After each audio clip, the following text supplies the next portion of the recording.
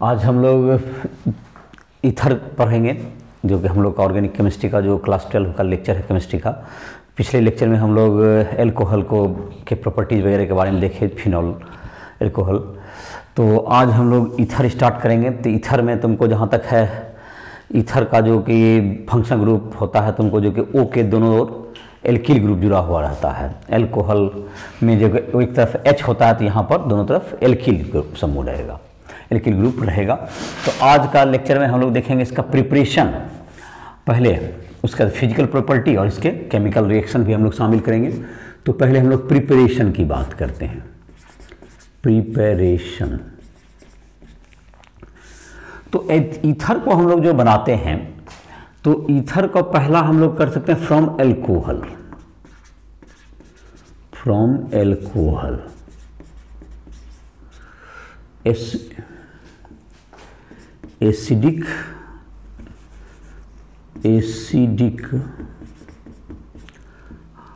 Dehydration of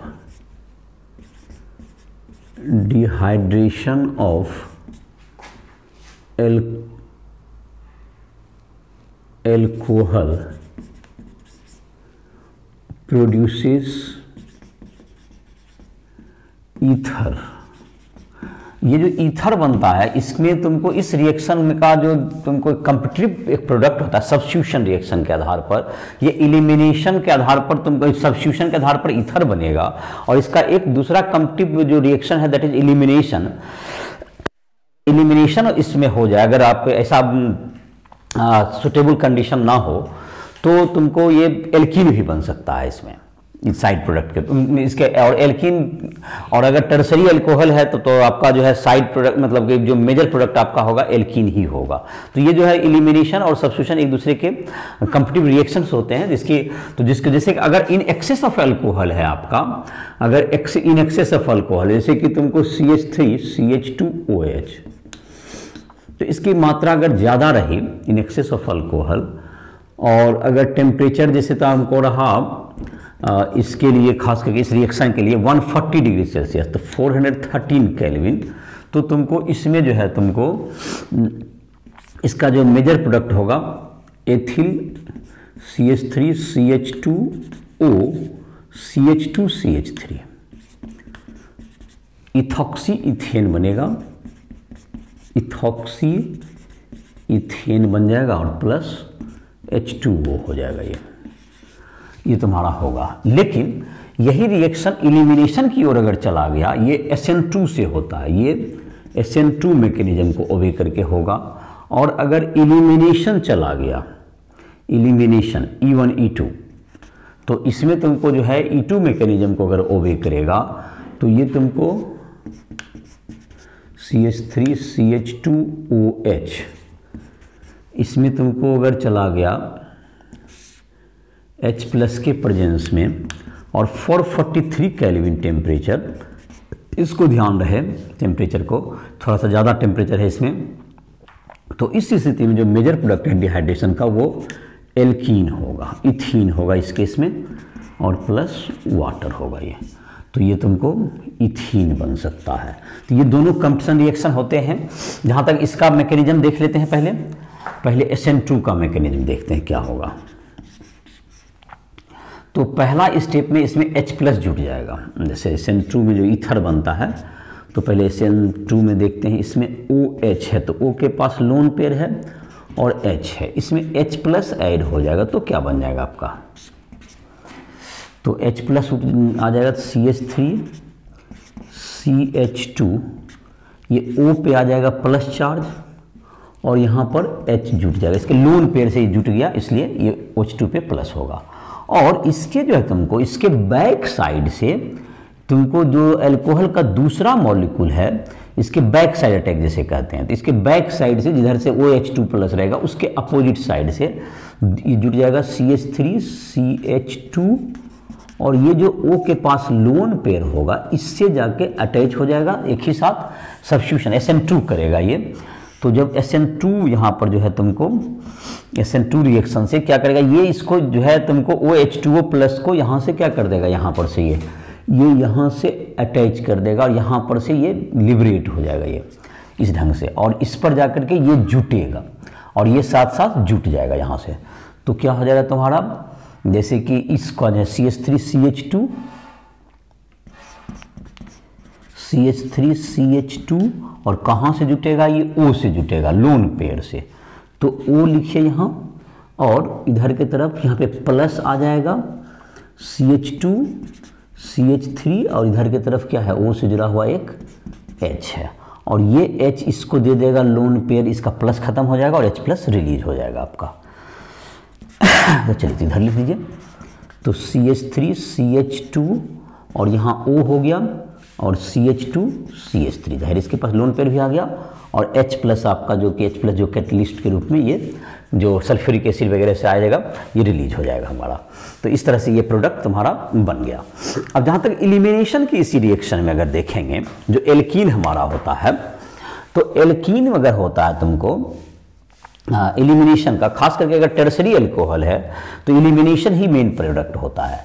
जहाँ तक कि एलिमिनेशन की बात है, तो ये जो तुम्हारा पहला स्टेप बनता है, ये तो तुम्हारा सेम ही होगा, OH प्लस H प्लस रहेगा। तो इसमें भी क्या हो जाएगा तुम्हारा CH3CH2 O प्लस H2 ऐसा हो जाएगा। और इसके बाद क्या होगा, ये तुमको यहाँ से जब रिलीज होगा ये लोन पेयर लेके, तो यहाँ पर ये बन जाएगा CH3 और CH3 और CH2 प्लस, ये CH3 को यहाँ पर H दे दीजिए और यहाँ पर CH2 पे ये प्लस चार्ज आ जाएगा, और यहाँ से ये इलेक्ट्रॉन रिलीज हो जाएगा, यहाँ चला जाएगा। तो ये जो प्रोडक्ट है हमारा बन जाएगा CH2 double bond CH2 plus H plus. तो इसको जो है तुमको कम, मतलब इसको फेवर ना करे, इसके लिए जो है तुमको इसके लिए कंडीशन टेम्परेचर वगैरह से इसको कंट्रोल करते हैं हम लोग। तो ये दोनों डायरेक्शन में ये मैकेनिज्म जा सकता है। तो ये तुमको कंपटिटिव रिएक्शन है।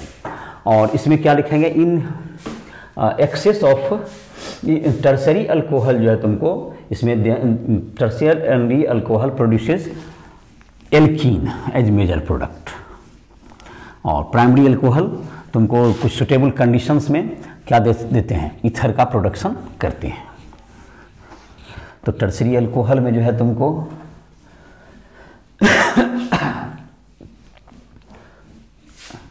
तो जैसे कि है तुमको टर्सरी अल्कोहल का रिएक्शन अगर हम लोग लिखें इसमें, तो टर्सरी अल्कोहल अगर रिएक्शन करेंगे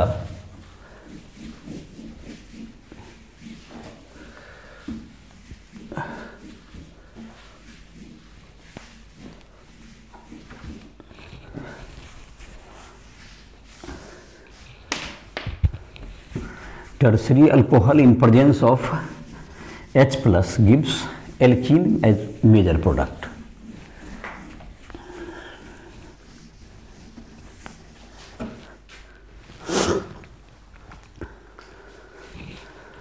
Tertiary alcohol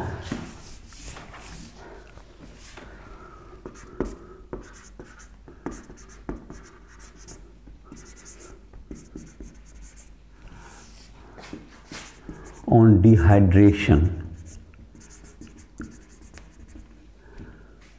gives alkene as major product, जैसे कि अगर टर्सरी अल्कोहल की बात करें तो ये हो गया CH3, इधर हो गया तुमको C, इधर भी CH3 दे दीजिए, और इधर OH रहेगा, इधर CH3, और H प्लस के प्रेजेंस में जो रहेगा तो यहाँ से क्या होगा तुमको, ये जो है तुमको इधर से OH निकलेगा तो एक साइड से डबल बॉन्ड बन जाएगा। तो ये बन जाएगा CH3 C double bond CH2 branch में CH3 प्लस H2O, ये तुम्हारा इसका मेजर प्रोडक्ट होगा। ये हो गया एल्कीन का। अब है तुमको इसके बाद है एक जो प्रिपरेशन का जो तरीका होता है अल्कोहल के साथ के ईथर बनाने के लिए, तो दैट इज़ हम लोग अल्कोहल से तो बना ही सकते हैं। दूसरा हम लोग का प्रोसेस होगा विलियमसन सिंथेसिस कहते हैं इसको, जो कि एल्कील हैलाइड और सोडियम एल्कोक्साइड इसके जो रिएक्शंस होते हैं इसके द्वारा हम लोग क्या कर सकते हैं, ईथर का प्रिपरेशन कर सकते हैं। तो उसके लिए हम लोग क्या करना पड़ेगा, सोडियम एल्कोक्साइड और तुमको एल्कील हैलाइड आपस में कंबाइन करके रिएक्ट करके क्या बनाएंगे तुमको, जिसको हम लोग विलियमसन सिंथेसिस कहते हैं। तो ये तुमको ईथर बनाने का मुख्य विधि, मेन रिएक्शन है, मेन प्रोसेस होता है। तो इसमें है तुमको नंबर 2 हो जाएगा तुम्हारा, इसको विलियमसन सिंथेसिस कहते हैं, इसका नाम है विलियमसन सिंथेसिस।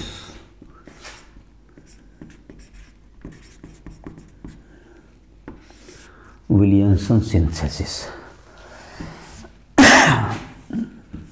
तो ये क्या होगा तुम्हारा, एल्कील हैलाइड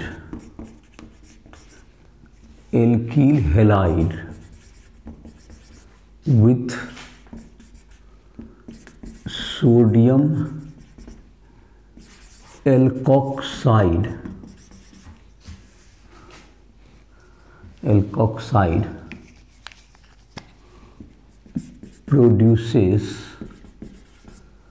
produces ईथर। जैसे कि इसको एक एग्जांपल के रूप में हम लोग ले लें, ये RONA प्लस R-Br, इससे तुमको होगा यहाँ से जो है एल्कील हैलाइड से यहाँ पर सब्स्टिट्यूट करके ये RO माइनस जो होगा, जो कि न्यूक्लियोफाइल होगा, यहाँ से सब्स्टिट्यूट करके न्यूक्लियोफिलिक सब्स्टिट्यूशन रिएक्शन देगा और इसके कारण ये ROR- ईथर बना लेगा। ये भी न्यूक्लियोफिलिक सब्स्टिट्यूशन रिएक्शन ही होगा। RO- जो है तुमको ये न्यूक्लियोफाइल होगा, ये न्यूक्लियोफाइल होगा, ये न्यूक्लियोफाइल का काम करेगा और तुमको ये यहाँ पर से Br को, यहाँ पर जो हैलाइड है Br है, X है, इसको या X ही लिख दो, इसको एल्कील हैलाइड लिखिएगा तो R-X लिख दीजिए। तो इससे क्या होगा तुमको, यहाँ पर ये ईथर बन गया प्लस यहाँ पर Na के साथ यहाँ पर हैलाइड, सोडियम हैलाइड बन गया ClBr+।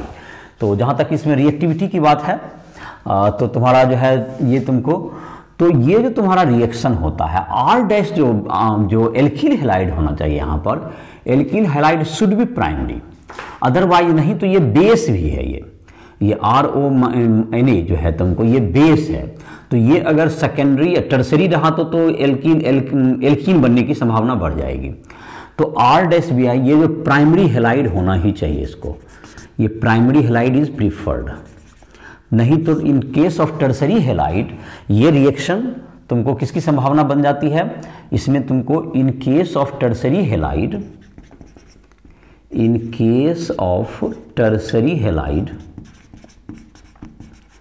this tertiary halide, alkene is the major product,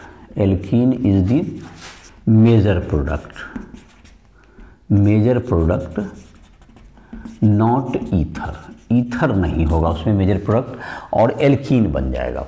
तो जाहिर है इसके लिए क्या होना चाहिए, इसको हमेशा किसका क्या होना चाहिए, प्राइमरी, प्रिफरेंसली प्राइमरी ही होना चाहिए, सेकेंडरी भी नहीं होना चाहिए। तो जैसे कि तुम्हारा कहता है एक, जैसे कि इसमें है कि तुमको क्या बनाएगा, जैसे कि तुमको कोई अगर बनाना हो जिसमें ब्रांचिंग हो, तो उसमें जो है तुमको, जैसे कि एक जो एग्जाम्पल तुम्हारा दिया हुआ है बुक में, ये तो तुम्हारा चैप्टर का दिया हुआ है 11.5 परहैप्स नंबर होना चाहिए, 5 या 6 व्हाटएवर। तो NCERT एग्जाम्पल देखें, एक है, तो इसमें जो है ईथर का प्रिपरेशन में तुम्हारा दिया हुआ है। तो इसमें है कि कैसे हम लोग बनाएंगे, जैसे कि CH3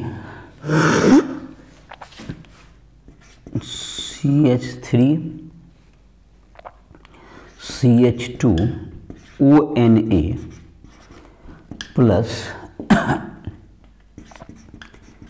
CH3O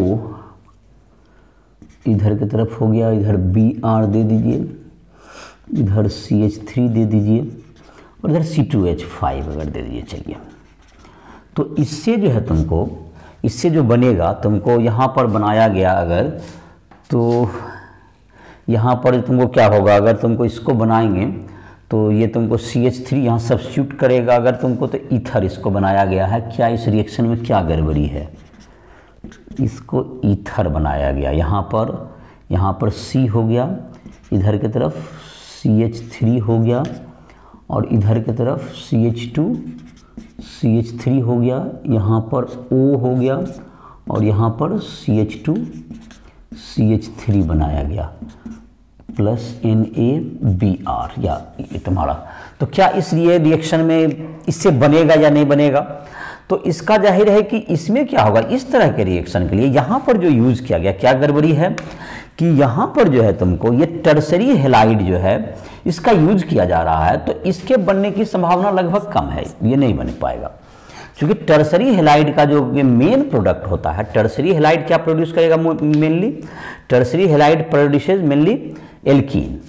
तो इसका जो मेन प्रोडक्ट, ये बेस का काम करेगा और ये तुमको प्रोड्यूस कर देगा तुमको इसका मेजर प्रोडक्ट जो होगा तुम्हारा, तो ये तुमको डबल बॉन्ड बन जाएगा तुम्हारा, डबल बॉन्ड बन जाएगा तुम्हारा। तो ये तुमको इसका जो मेजर प्रोडक्ट होगा CH3 double bond CH plus H2O, ये alkene is the major product, alkene major product होगा, ना कि ईथर होगा।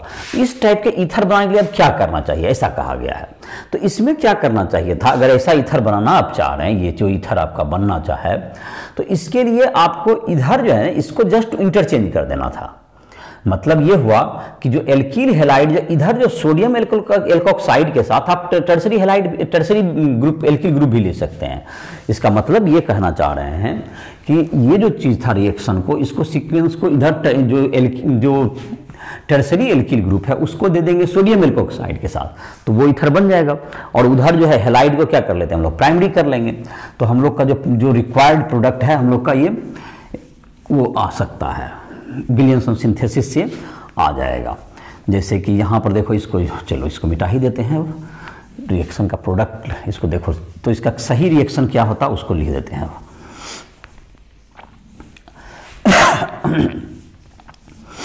इसका सही रिएक्शन होना चाहिए था, इसको जो अगर विलियम्स उस ईथर को बनाना है आपको, जो ईथर था, तो उसके लिए क्या करना चाहिए हमको, जो एल्कील हैलाइड जो इधर से लिए थे उसको जैसे कि ले लें CH3O CH3C, इधर की तरफ हो गया OCH3, इधर CH3 ले लें, इधर CH2 CH3, और इधर Br ले लेंगे, प्लस क्या हो जाएगा तुमको CH3 CH2ONa, यहाँ पर हो गया CH3 CH2ONa हो गया। तो क्या हो जाएगा आपका ONa आया, तो इधर क्या बन जाएगा ONa। तो ये तुमको जो है इस स्थिति में यहाँ पर Br का, तो इसको क्या करना चाहिए था, इसको उल्टा करना चाहिए था हमको। इसका मतलब क्या बोलना चाह रहे थे कि इसको क्या करना चाहिए, इस ढंग से नहीं करके, अगर प्रोडक्ट आपको बनाना था तो इधर की तरफ ONa कर लेना था।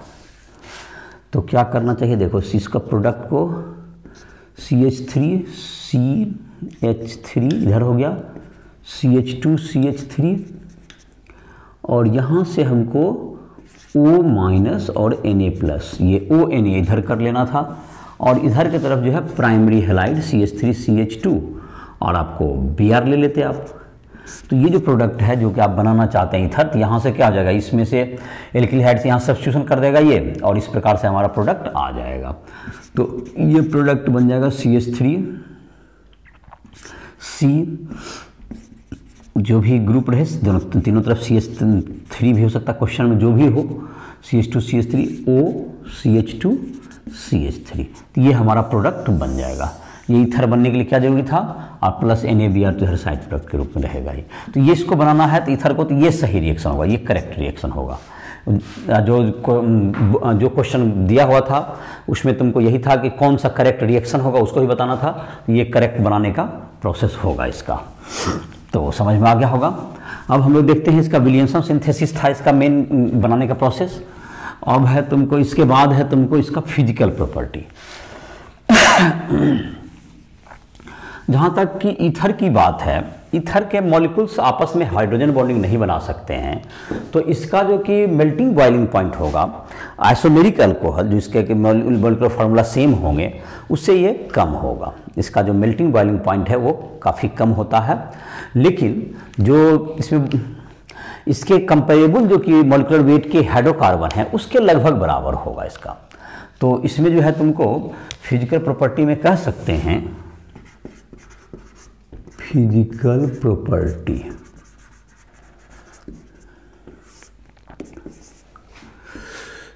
The melting MP and BP of ether is comparable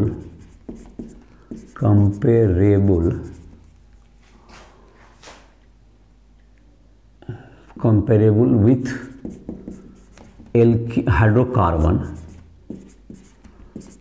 hydrocarbon of same molecular weight,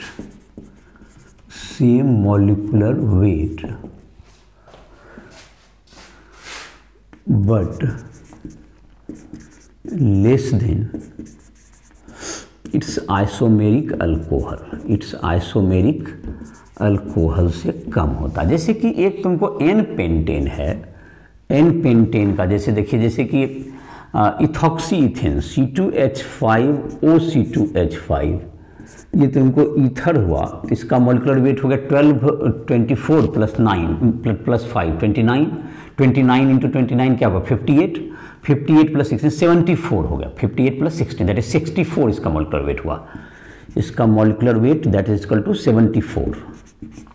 अब इससे के कंपेरेबल जो एल्केन आएगा, पेंटेन आएगा, एन पेंटेन, तो उसका आ जाएगा CH3 CH2 CH2 CH2 CH3 n pentane.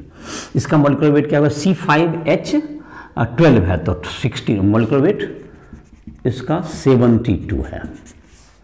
और एक जो तुमको है इसी का आइसोमेरिक अल्कोहल होगा, that is butanol, CH3 CH2 CH2 CH2OH, ये ब्यूटेनॉल हो गया ये। तो इसका जहाँ तक कि मॉलिक्यूलर, इसका देखो दोनों का, इसका भी मॉलिक्यूलर वेट तो सेम ही होगा, दोनों तो आइसोमर होता है ये दोनों, तो इसका मॉलिक्यूलर वेट और इसका मॉलिक्यूलर वेट सेम ही होगा, मॉलिक्यूलर वेट 74 हो गया ये। तो यहाँ पर जब अब इसका मेल्टिंग बॉइलिंग पॉइंट का देखें तो ये तुमको 309 इसका होता है, तुमको ये तुमको 308 के आसपास होता है, 307.8 308 केल्विन मान लें इसका, ये थोड़ा सा कम है इससे, और ये 309 केल्विन होता है, बट इसका 390 केल्विन होता है। तो ये देखिए आइसोमेरिक अल्कोहल, इससे कंपेयर करके देखें तो ये दोनों बहुत ही कंपेरेबल है, लेकिन इसके तुलना में देखें ईथर का जब इसके आइसोमेरिक इसके तुलना में देखेंगे तो इसका कम है, क्योंकि यहाँ पर क्या है, यहाँ पर OH जो बॉन्ड, अल्कोहल में जो OH बॉन्ड होता है, तो इसमें प्लस माइनस आने के कारण ये हाइड्रोजन बॉन्डिंग फॉर्म करता है, H बॉन्डिंग बना सकता है अल्कोहल, जबकि इसके पास कोई OH का बॉन्ड नहीं है।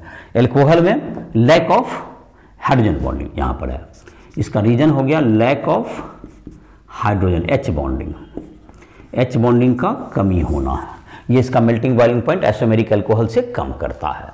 तो ये हो गया, और मॉलिक्यूलर वेट बढ़ने के साथ ईथर का मेल्टिंग बॉइलिंग पॉइंट राइज करेगा। दूसरा नंबर MP एंड BP, जो कॉमन ट्रेंड है सबके लिए, increases with increase in molecular weight of ether के मॉलिक्यूलर वेट के साथ ये बढ़ेगा। नंबर तीसरा,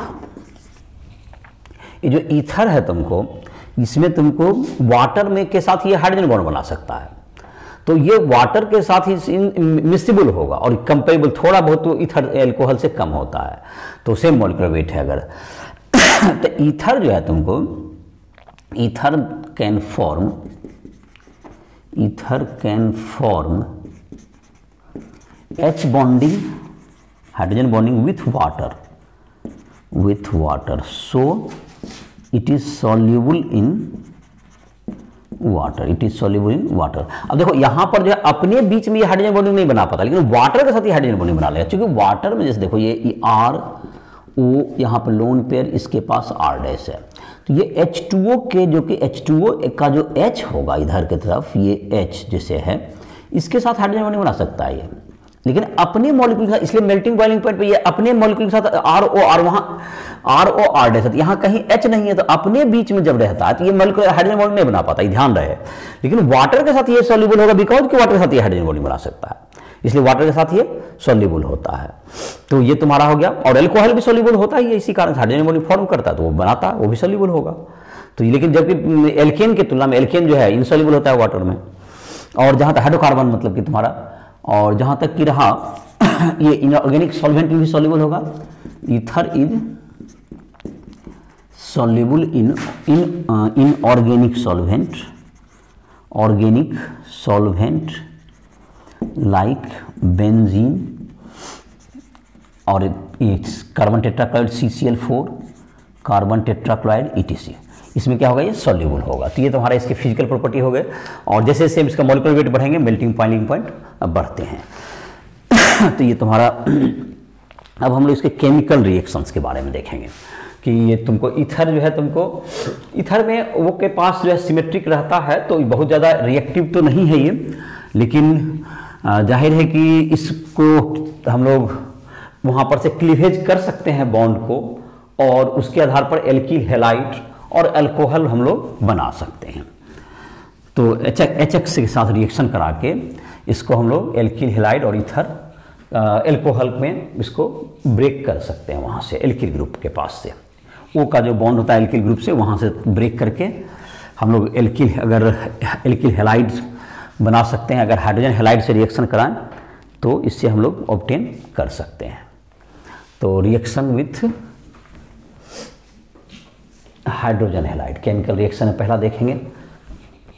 तो हाइड्रोजन हैलाइड के साथ काफ़ी तुमको जो रिएक्शन दिया हुआ है डिटेल में, जिसमें कि HI ज़्यादा तेज़ी से करेगा रिएक्शन, उसके बाद उससे कंपेरेटिवली कम रहेगा HBr का, HBr से कम रहेगा HCl का।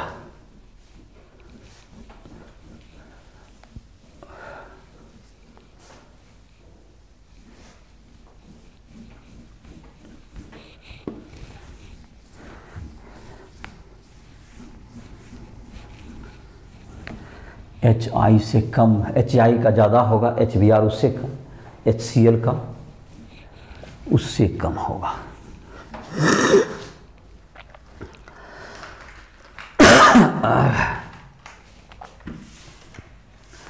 तो ये है तुम्हारा रिएक्शन विथ HI।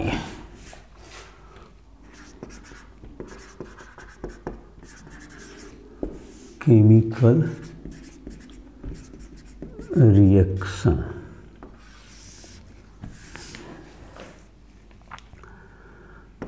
नंबर पहला, रिएक्शन विथ HX। इसमें जो है ये जो तुम्हारा है ईथर जो है, तुमको अगर सिमेट्रिकल ईथर है तो सिमेट्रिकल ईथर जब रहेगा, दोनों तरफ सेम ग्रुप रहेगा, तो इसके साथ तो इसमें दिक्कत नहीं है, क्योंकि एक तरफ यहाँ से ये जो बॉन्ड है यहाँ पे ये ब्रेक करेगा, तो एक तरफ से तुमको क्या बन जाएगा, यहाँ पर H+ यहाँ पे आएगा, तो R यहाँ पर लोन पेयर से इसको जुट जाएगा, और इधर भी R है, तो यहाँ से कौन जुटेगा, यहाँ पर H+ पहले अटैक करेगा, जाहिर इसके पास लोन पेयर होता है, तो H+ जो इसका है ये अटैक करेगा इसका HX का, H+ X- होता है, तो HX में तुमको जहाँ तक है ये कौन अटैक कर देगा, ये HX का H+, और ये तुमको O के पास लोन पेयर होने के कारण यहाँ से ऐड हो जाएगा। अब क्या होगा, यहाँ पर एक बॉन्ड जो है टूट जाएगा, एक बॉन्ड तुम्हारा टूट जाएगा, और यहाँ पर से ये एल्कोहल बन जाएगा। तो एक बॉन्ड जो टूटेगा तो ये तुम्हारा एक बॉन्ड यहाँ पर से ब्रेक कर दे, तो यहाँ पर क्या बन गया, ये RO, इसके पास लोन पेयर आ गया, और H, और प्लस क्या बन गया, ये R, और यहाँ पर X तुम्हारा फॉर्म हो जाएगा, RX। तो जो अगर सिमेट्रिकल है तो अल्कोहल बन गया, प्लस एल्किल हैलाइड, तो ये तुमको प्रोडक्ट होता है। सिमेट्रिकल है तब तो ये दिक्कत नहीं है, लेकिन यहाँ पर दिक्कत ये होता है जब अनसिमेट्रिकल होता है तो किधर की तरफ एल्कोहल बनेगा और किधर की तरफ तुमको एल्किल हैलाइड बनेगा। इसको हमको जरा ध्यान से इसको क्या करना पड़ता है, हमको बनाना पड़ता है। तो इसके लिए क्या करेंगे, इसको देखते हैं। अब जैसे कि अगर सिमेट्रिकल में अलग अलग सिचुएशन आ सकता है, जैसे मैकेनिज्म तो यही रहेगा, लेकिन कौन सा बॉन्ड ब्रेक करेगा इसकी प्रॉब्लम होती है।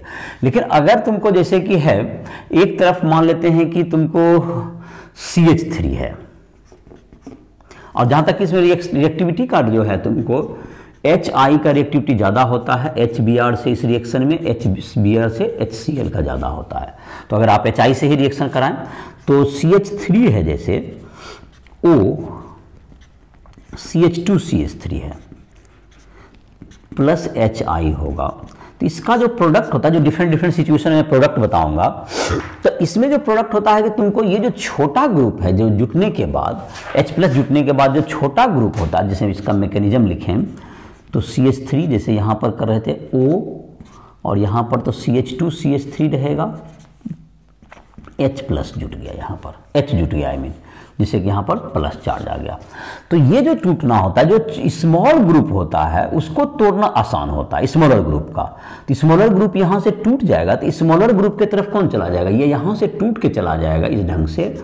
तो स्मॉलर ग्रुप जो है तुमको यहाँ से क्या हो जाएगा, टूट के निकल जाएगा। ये स्मॉलर ग्रुप का डिसोसिएशन करना इजी होता है। तो यहाँ से कौन जुट जाएगा, स्मॉलर ग्रुप के साथ, इसका मतलब I जुट जाएगा, और ये तुमको CH3 CH2 OH इधर रह जाएगा। तो ये CH3 CH2 OH अब प्लस CH3 I, ये मेजर प्रोडक्ट होगा। तो इसमें क्या तर्क होता है, breaking of CO bond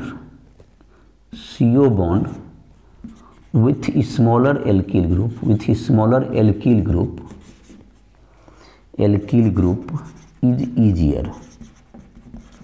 is easier, ये तुमको आसान होता है, स्मॉलर एल्किल ग्रुप के साथ ये ईजियर होता है। लेकिन ये जो बड़ा ग्रुप रहेगा उसके साथ ये दिक्कत आएगा।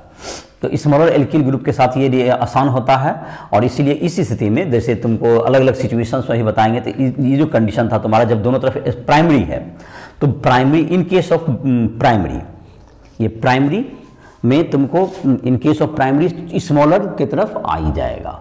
इन case of primary smaller group with I minus, smaller group I minus, चूंकि उसको बॉन्ड को ब्रेक करना पड़ेगा। सेकेंडरी में भी तुमको सेकेंडरी और प्राइमरी रहा, अगर मान लेते हैं सेकेंडरी और प्राइमरी, जैसे CH3 है, इधर की तरफ O है, और यहाँ पर मान लेते हैं कि इधर की तरफ सेकेंडरी है, C यहाँ पर CH3 और यहाँ पर H इधर CH3 है। तो इसमें भी तुमको जो है यहाँ भी वही लगेगा, प्राइमरी के साथ तुमको चला जाएगा I चला जाएगा, प्लस इधर की तरफ क्या हो जाएगा तुमको CH3 CH, इधर OH हो गया, और इधर CH3। तो ये क्या होगा, तुमको प्राइमरी के साथ कौन चला जाएगा, इधर प्राइमरी के साथ I जाएगा। इसमें इन केस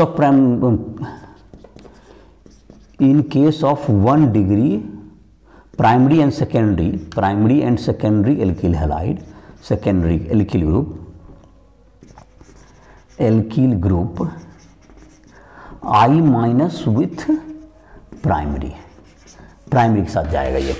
तो ये तुमको 2 डिग्री में भी यही तुमको प्रिफर्ड होगा। लेकिन जब 3 डिग्री होगा तो उसका कार्बोकेटाइन के स्टेबिलिटी के आधार पर होगा। और जहां तक पहले इसको देख लेते हैं, एक अगर बेंजीन हुआ आपका तो अभी तक बताया जैसे एल्किल ग्रुप में है, अगर तुमको जो स्मॉलर ग्रुप है 1 डिग्री हो या 2 डिग्री में, स्मॉलर ग्रुप में अगर प्राइमरी सेकेंड है तो प्राइमरी की ओर जाएगा, और तुमको अगर दोनों प्राइमरी है तो प्राइमरी जिधर से छोटा होगा जिधर का ग्रुप उधर की तरफ I माइनस जाएगा, और ऑटोमेटिक दूसरा तरफ तो एल्कोहल बन ही जाएगा आपका। तो ये ध्यान रखना पड़ता है कि किधर की तरफ कौन जाएगा। तो ये तुम्हारा दूसरा जो अभी बता रहे थे, अगला जो पार्ट है इसका, तो उसमें है तुमको कि जैसे अब एक तरफ अगर टर्सरी रहेगा तो टर्सरी का जो कार्बोकेटाइन होता है ज़्यादा स्टेबल होता है। तो टर्सरी में जब कार्बोकेटाइन की स्टेबिलिटी के आधार पर 3 डिग्री की तरफ I माइनस चला जाएगा। In case of tertiary alkyl halide जो आयोडाइड माइनस है वो किसकी ओर जाएगा, I minus goes to tertiary group.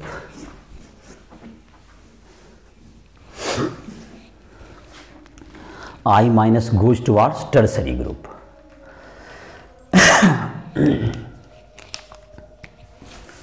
जैसे कि एग्जाम्पल के रूप में दें यहाँ पर CH3, यहाँ पर हो गया C, ये CH3, यहाँ भी CH3 दे दो, और ये O हो गया, ये तुमको CH2 CH3 हो गया, प्लस HI कर दें। तो जाहिर है कि इसका जो है तुमको tertiary 3 degree carbocation is stable, ये कार्बोकैटायन के स्टेबिलिटी के आधार पर, तो ये तुम्हारा 3 डिग्री आयोडाइड बन जाएगा। तो 3 डिग्री जो कार्बोकैटायन बन जाएगा C, यहाँ CH3 CH3, और इधर की तरफ क्या होगा तुमको, यहाँ O है, तो ये तुम्हारा क्या हो जाएगा O, और HI के साथ कराया गया तो H के साथ यहाँ पर चला जाएगा, H प्लस जुटेगा पहले, और H प्लस पहले ऐड करके देखो बताते हैं इसका मैकेनिज्म किस ढंग से जाएगा। H जोड़ दीजिए यहाँ पर, तो H यहाँ पर जुट गया, और यहाँ पर है जैसे कि CH3 लिया गया है ना यहाँ पर, ईथर में आपने जोड़ा है यहाँ पर OCH3 है, OCH2 CH3, चलिए O क्या होगा तुम्हारा CH2 CH3 यहाँ ले लीजिए, यही बना तुम्हारा।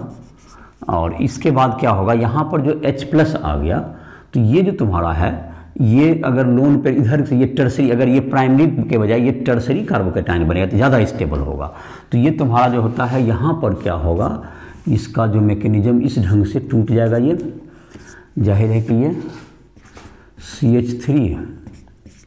CH3 पे प्लस आ जाएगा, अब प्लस CH3 CH2, ये OH आ गया ये, और इसमें जो है 3 degree more stable, 3 degree carbocation more stable, और इसमें जुट जाएगा I माइनस। तो आपका एल्कील हैलाइड जो है ये तुम्हारा मेजर प्रोडक्ट हो जाएगा, CH3 और इधर I, तो ये मेजर प्रोडक्ट होगा। In case of 3 degree alkyl iodide is the major product. 3 degree alkyl iodide halide is major product due to stability of carbocation, carbocation की स्टेबिलिटी के आधार पर ये तय होगा।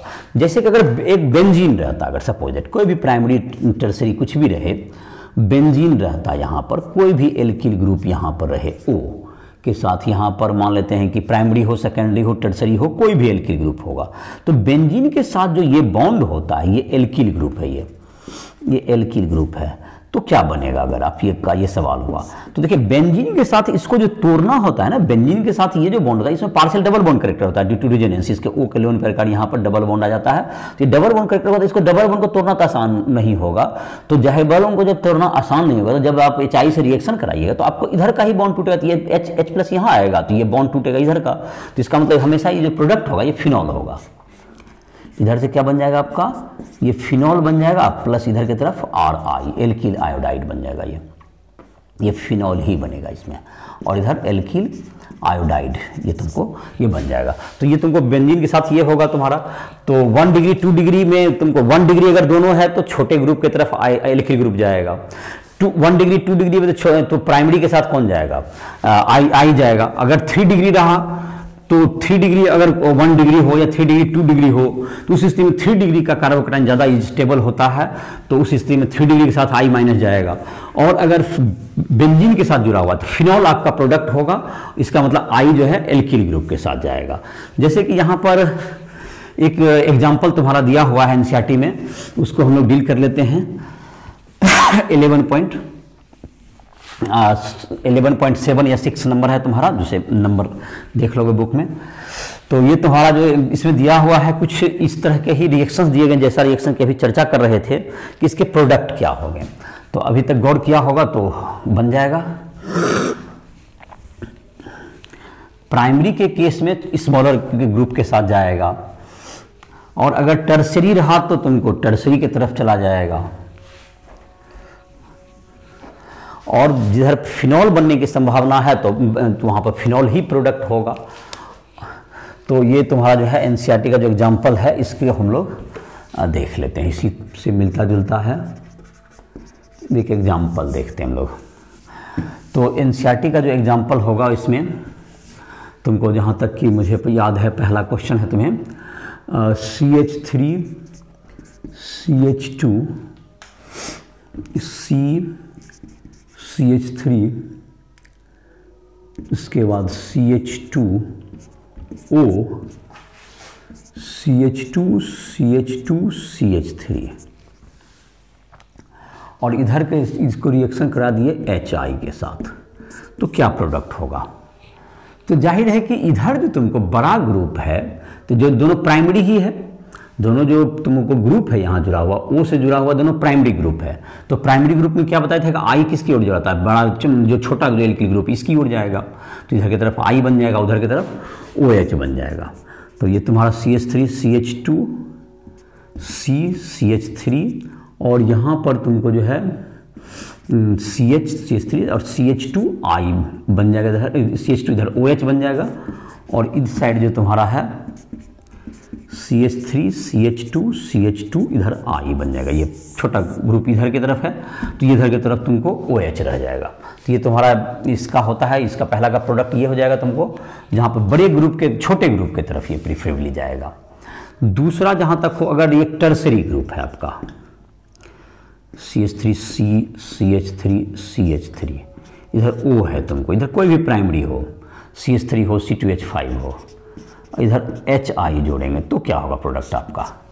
इस स्थिति में 1 डिग्री और प्राइमरी और टर्सरी में तो जाहिर है कि टर्सरी का कार्बोकेटाइन ज़्यादा स्टेबल होता है, तो इसके लिए तुमको इसका जो तर्क होता है तो इसमें I उसकी ओर चला जाएगा, टर्सरी की तरफ। ये कार्बोकेटाइन ज़्यादा स्टेबल है तो ये तुमको I इसकी ओर जुट जाएगा और इधर की तरफ क्या बन जाएगा? तब इधर अल्कोहल बन जाएगा, प्राइमरी के साथ अल्कोहल बन जाएगा।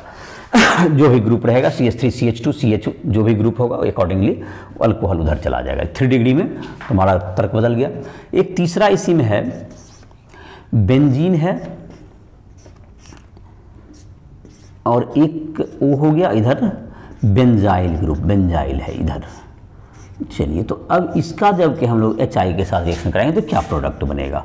तो जाइए देखिए, बेंजीन इधर से बोले थे कि इस साइड से बॉन्ड को इसमें पार्शियल डबल बॉन्ड करेक्टर होगा तो इधर तोड़ना क्या है? कठिन है। और फिनाइल कार्बोकेटाइन इसका इधर जो डबल बॉन्ड करेक्टर हो जाएगा तो ये फिनाइल के साथ, यहाँ पर तो CH2 आ गया। तो और कार्बोकेटाइन की जहाँ तक बेंजाइल की स्टेबिलिटी काफ़ी अधिक होती है, बेंजाइल कार्बोकेटाइन मोर स्टेबल, तो बेंजाइल कार्बोकेटाइन मोर स्टेबल, काफ़ी अधिक स्टेबल होता है और फिनाइल बहुत अधिक अनस्टेबल होता है। ये भी एक तर्क है। और दूसरा तर्क बताया कि इधर से तोड़ना ही कठिन है आपको पार्शियल डबल बॉन्ड के कारण, तो जाहिर है कि ये तो फिनॉल इधर से बनेगा ही। इस साइड से क्या बन जाएगा आपका? बेंजीन में इधर OH ये बन जाएगा और इधर की तरफ क्या आ जाएगा तुमको? बेंजाइल आयोडाइड, इसका नाम हो गया। CH2 जब देते हैं तो बेंजाइल, आयोडो बेंजीन नहीं है, ये बेंजाइल आयोडाइड है, बेंजील आयोडाइड, ये तुमको, तो यही प्रोडक्ट होगा तुम्हारा। तो ये तुम्हारा था जो एग्जांपल था। इसके बाद है तुमको अब रिएक्शन है तुमको जो बेंजीन के जो तुम्हारा है एरोमेटिक सब्स्टिट्यूशन का बात है। इलेक्ट्रोफिल अगर बेंजीन रहेगा, बेंजीन में अगर तुमको एक साइड रहा O, मतलब कि O के साथ R ग्रुप जुटा हुआ है, एल्कोक्सी बेंजीन, जिसका कि तुमको बेंजीन में OCH3 जुटा हुआ रहता तो उसका नाम होता है एनिसोल। तो एनिसोल के साथ जो रिएक्शन कराएगा या तुमको बेंजीन के साथ किसी भी एल्किल ग्रुप के साथ जो बेंजीन जो जुड़ा हुआ रहेगा, एक तरफ ईथर ग्रुप में एक तरफ अगर तुमको बेंजीन जुड़ा हुआ रहेगा तो वो तुमको इलेक्ट्रोफिलिक सब्स्टिट्यूशन रिएक्शन देगा। तो बेंजीन के साथ जो जुड़ा हुआ रहेगा तो इलेक्ट्रोफिलिक सब्स्टिट्यूशन रिएक्शन वह देगा। तो इलेक्ट्रोफिलिक सब्स्टिट्यूशन रिएक्शन का जो मेजर प्रोडक्ट होगा, इलेक्ट्रोफिलिक सब्स्टिट्यूशन रिएक्शन के जो प्रोडक्ट होते हैं तो उसमें ये कैसा ग्रुप एक्ट करेगा? जाहिर है कि ये एक्टिवेट करेगा अपने लोन के कारण, ये माइनस चार्ज भेजेगा कहाँ? ऑर्थो और पारा पर, जैसा कि फिनॉल करता है। तो ये जाहिर है कि इलेक्ट्रोफिलिक सब्स्टिट्यूशन रिएक्शन को क्या करेगा? ये एक्टिवेट करता है।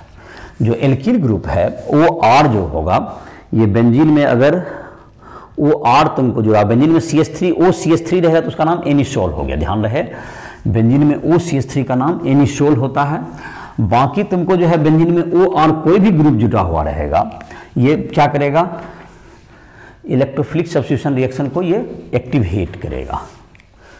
तो दूसरा नंबर लिखते हैं हम लोग, electrophilic substitution reaction. OR group present in benzene ring activate the ring for electrophilic substitution,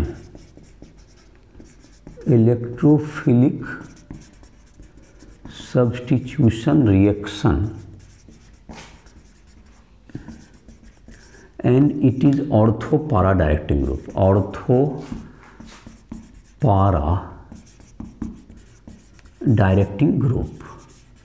ये ऑर्थो-para डायरेक्टिंग ग्रुप होगा।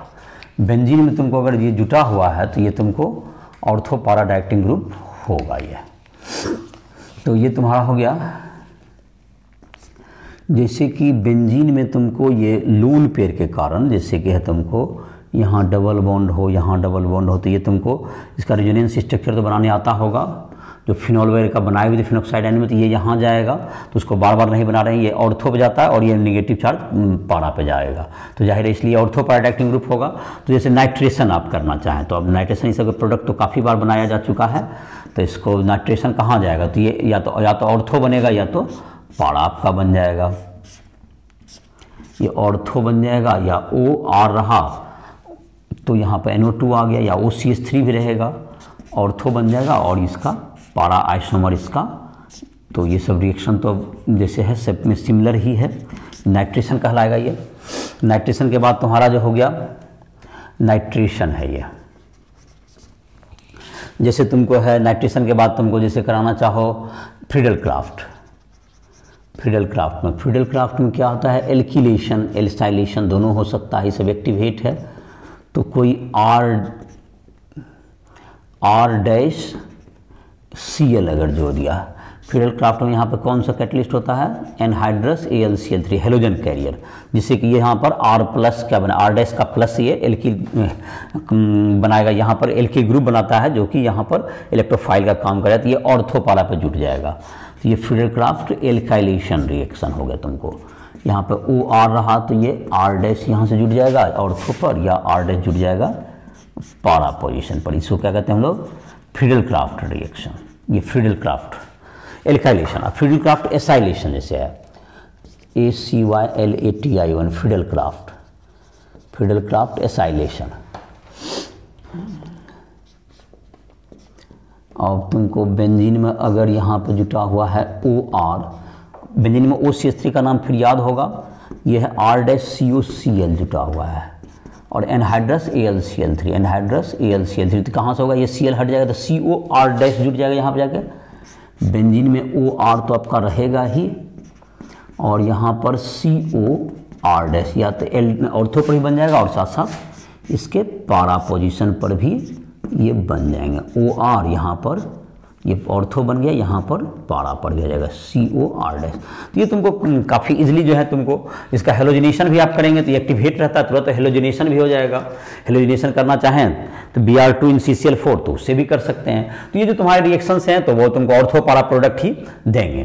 तो ये सारे जो रिएक्शन थे ये एनिसोल के रिएक्शन थे, एनिसोल या एल्कोक्सी या एल्किल जो तुमको थे फेनोक्साइड कह सकते हैं, या तो एल्किल तुमको जो मतलब एल्कोक्सी बेंजीन कह सकते हैं इसको। तो एल्कोक्सी बेंजीन के ये रिएक्शन थे जितना, और तुमको इसके साथ ही तुम्हारा ईथर का जो था तुमको जो टॉपिक था तुम्हारा एनसीईआरटी बुक में ये तुमको कंप्लीट हो गया। जो भी स्टूडेंट को कोई भी प्रॉब्लम हो, जो एक्सरसाइज बनाओगे तो जिसमें भी कोई भी रिएक्शंस में या इन टेस्ट क्वेश्चन में कहीं पे दिक्कत हो रहा है, कोई भी क्वेश्चन नहीं समझ में आता, कुछ मैकेनिज्म उसके दिक्कत हो रहे हैं, तो या किसी टॉपिक में फंस रहे हो जिसमें तुमको समझने में दिक्कत होता है तो उसके लिए तुम राइशुल ऐप के माध्यम से हमसे संपर्क कर सकते हो, और उसमें हमारा जो है मोबाइल नंबर दिया हुआ है, डायरेक्ट तुम कॉल कर सकते हो, हमसे सब तुम अपने लिए लिए टाइम भी ले सकते हो। उस ऐप पर लाइव क्लासेस भी आप ज्वाइन कर सकते हैं, या तुमको इंजीनियरिंग मेडिकल की तैयारी के लिए जो भी तुमको ऐप पर जितने मटेरियल्स हैं, जो ऑब्जेक्टिव क्वेश्चंस वगैरह हैं, उसको प्रैक्टिस करने के लिए आ सकते हो। और बोर्ड के एग्ज़ाम की प्रिपरेशन कर रहे हो उसके लिए भी तुमको सब्जेक्टिव क्वेश्चंस वगैरह मिल जाएंगे। और बेहतर एक ऐप है जिसमें कंप्लीट प्रिपरेशन किया जा सकता है इंजीनियरिंग मेडिकल की। तो इसी के साथ इस लेक्चर को समाप्त कर रहे हैं।